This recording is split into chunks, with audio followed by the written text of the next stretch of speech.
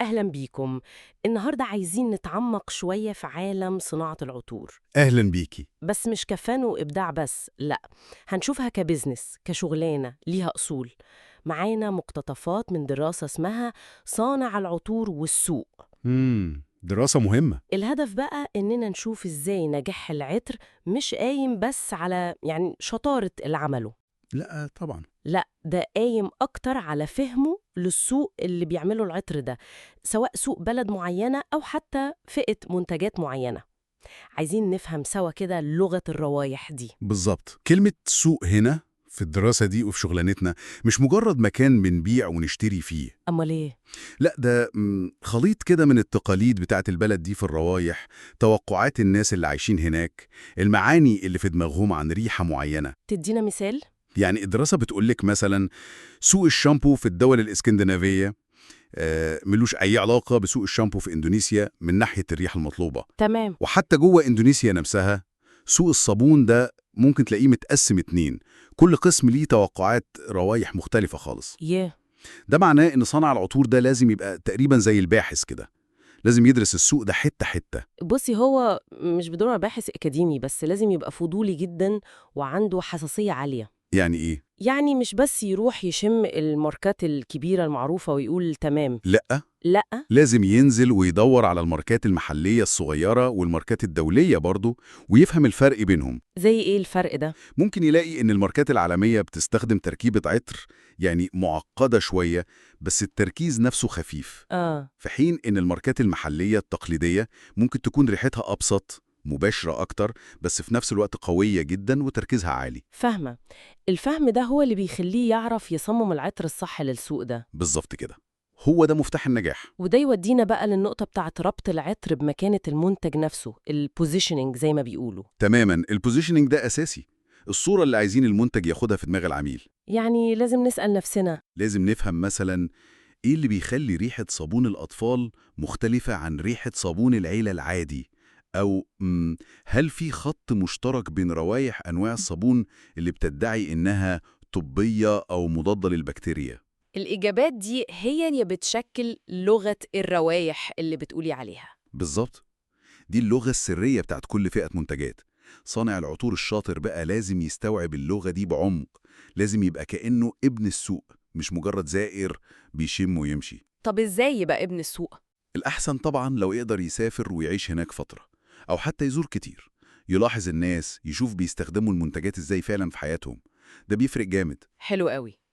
طيب، في نقطة تانية لفتت نظري في الدراسة، وهي فكرة مقياس الابتكار. بتقول إن مش دايماً الوقت مناسب إننا نعمل عطر جديد وغريب قوي. صحيح، مش أي وقت ينفع فيه الجرأة والابتكار في الروائح. إيه اللي بيحكم بقى الموضوع ده؟ في كذا عامل. أول حاجة الثقافة العامة للمجتمع، إزاي؟ يعني المجتمعات اللي بطبيعتها بتحب التغيير وبتقدر التجديد دي بتكون متقبلة أكتر للروائح اللي فيها فكرة جديدة، خصوصا لو المجتمع ده بيمر بفترة تغيرات كبيرة، زي إيه مثلاً؟ زي بعد ثورات أو حروب لا قدر الله، أو حتى ثورات ثقافية زي اللي حصلت في الستينيات مثلا، وخلت عطر المسك اللي كان جديد وقتها ينتشر جدا. منطقي. وإيه كمان غير الثقافة؟ الأجراء أو السياق اللي بنستخدم فيه المنتج نفسه، مش فاهمة قوي. يعني مثلا منتج زي البخور اللي بنستخدمه في مناسبات دينية أو طقوس معينة، صعب قوي حد يتقبل فيه ريحة جديدة مبتكرة. طبعاً، بيبقى مرتبط بتقليد معين. بالظبط، ونفس الكلام على روائح الكريسماس مثلا. كمان البيت كمكان بنحس فيه بالأمان والراحة، ده بيخلي الناس تميل للروائح المألوفة في منتجات التنظيف مثلا. عشان تطمن إن المكان نظيف فعلاً. أيوه، الريحة المعروفة دي بتبقى دليل على النظافة بالنسبة لهم.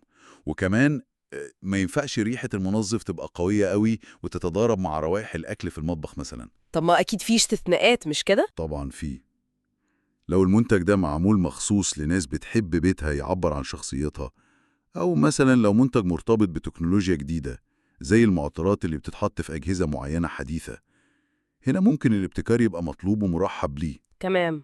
وكمان الفئة اللي بنستهدفها بالمنتج بتفرق جدا.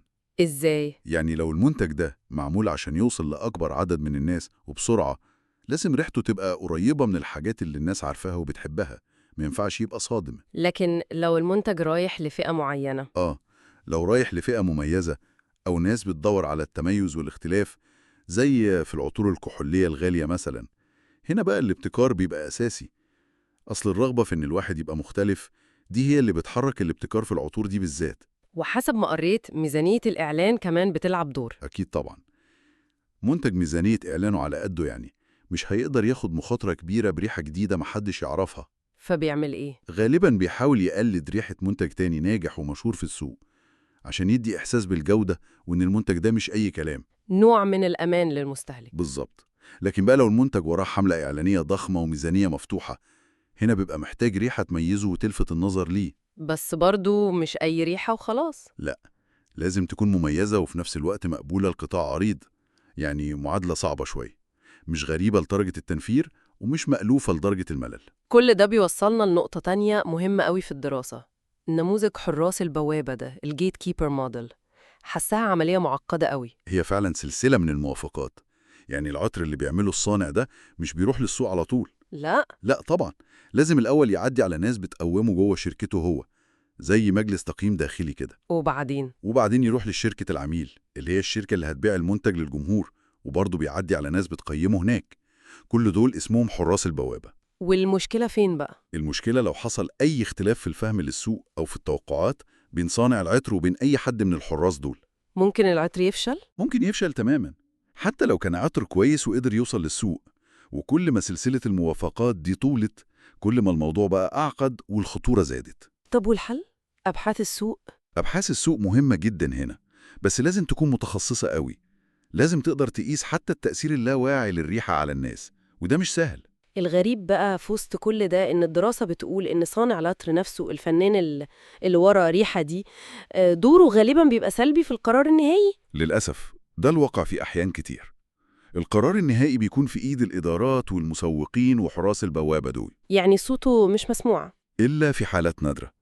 لو صنع العطور ده شخصية قوية وعنده كاريزما وبيقدر يتكلم ويوصل فكرته كويس، وكمان عنده سجل النجاحات قبل كده يخليهم يثقوا فيه. زي مين مثلا؟ المثال المشهور قوي هو إرنست شيفتن مع استي لادر. كان له دور كبير جدا في إقناعها بعطر يوث ديو اللي يعتبر غير شكل صناعة العطور وقتها. بس دي استثناءات. يعني في الآخر النجاح في عالم العطور ده مش بس فن وموهبة وشم. لا خالص، ده توازن حساس جدا.